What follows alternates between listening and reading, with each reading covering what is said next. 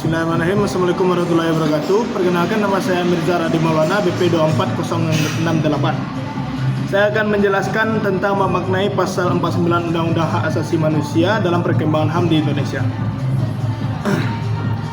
Di Indonesia, pengaturan mengenai HAM diatur secara khusus dalam Undang-Undang Nomor 39 Tahun 1999 tentang Hak Asasi Manusia. Salah satu pasal yang penting untuk dikaji adalah pasal 49. Karena pasal ini secara khusus mengatur hak-hak perempuan. Pasal 49 Undang-Undang HAM menegaskan bahwa perempuan berhak memperoleh perlindungan hukum dalam pelaksanaan hak asasi manusia. Selain itu, perempuan juga memiliki hak yang sama dengan laki-laki dalam berbagai bidang kehidupan sebagai bidang politik, ekonomi, sosial, budaya, pendidikan, dan ketenagakerjaan. Bahkan undang-undang ini juga mengakui adanya hak khusus bagi perempuan guna mewujudkan kesetaraan dan keadilan gender. Makna penting dari pasal 49 adalah pengakuan negara bahwa dalam realitas sosial, perempuan seringkali mengalami diskriminasi dan ketidakadilan.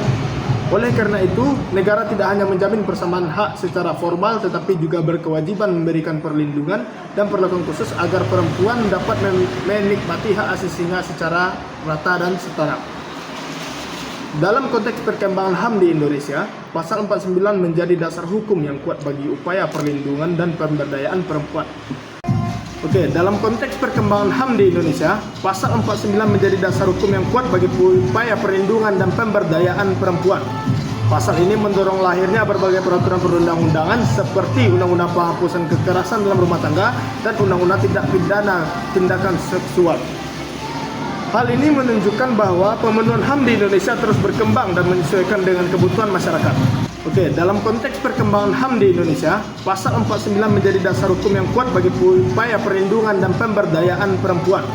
Pasal ini mendorong lahirnya berbagai peraturan perundang-undangan seperti Undang-Undang Penghapusan Kekerasan dalam Rumah Tangga dan Undang-Undang Tindak Pidana Tindakan Seksual. Hal ini menunjukkan bahwa pemenuhan HAM di Indonesia terus berkembang dan menyesuaikan dengan kebutuhan masyarakat. Namun demikian, penerapan pasal 49 dalam praktik masih menghadapi berbagai tantangan. Kekerasan terhadap perempuan, diskriminasi gender, serta ketimpangan akses pendidikan dan pekerjaan masih sering terjadi. Selain itu, budaya patriarki dan lemahnya penegakan hukum juga menjadi hambatan dalam mewujudkan kesetaraan gender atau secara utuh.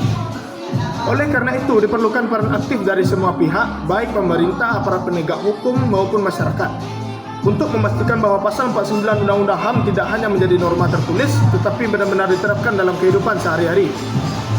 Sebagai penutup, dapat disimpulkan bahwa pasal 49 Undang-Undang Hak Asasi Manusia memiliki peran yang sangat penting dalam perkembangan HAM di Indonesia, khususnya dalam perlindungan dan pemenuhan hak-hak perempuan. Dengan penerapan yang konsisten dan berkelanjutan, diharapkan tujuan HAM yaitu keadilan, kesetaraan, penghormatan terhadap martabat manusia dapat terwujud. Namun demikian, penerapan pasal 49 dalam praktik masih menghadapi berbagai tantangan. Kekerasan terhadap perempuan, diskriminasi gender, serta ketimpangan akses pendidikan dan pekerjaan masih sering terjadi. Selain itu, budaya patriarki dan lemahnya penegakan hukum juga menjadi hambatan dalam mewujudkan kesetaraan gender atau secara utuh. Oleh karena itu, diperlukan peran aktif dari semua pihak, baik pemerintah, aparat penegak hukum, maupun masyarakat, untuk memastikan bahwa pasal 49 Undang-Undang HAM tidak hanya menjadi norma tertulis, tetapi benar-benar diterapkan dalam kehidupan sehari-hari. Sebagai penutup, dapat disimpulkan bahwa pasal 49 Undang-Undang Hak Asasi Manusia memiliki peran yang sangat penting dalam perkembangan HAM di Indonesia, khususnya dalam perlindungan dan pemenuhan hak-hak perempuan. Dengan penerapan yang konsisten dan berkelanjutan, diharapkan tujuan HAM yaitu keadilan, kesetaraan, penghormatan terhadap martabat manusia dapat terwujud. Sekian yang dapat saya sampaikan. Terima kasih atas perhatian Bapak. Wassalamualaikum warahmatullahi wabarakatuh.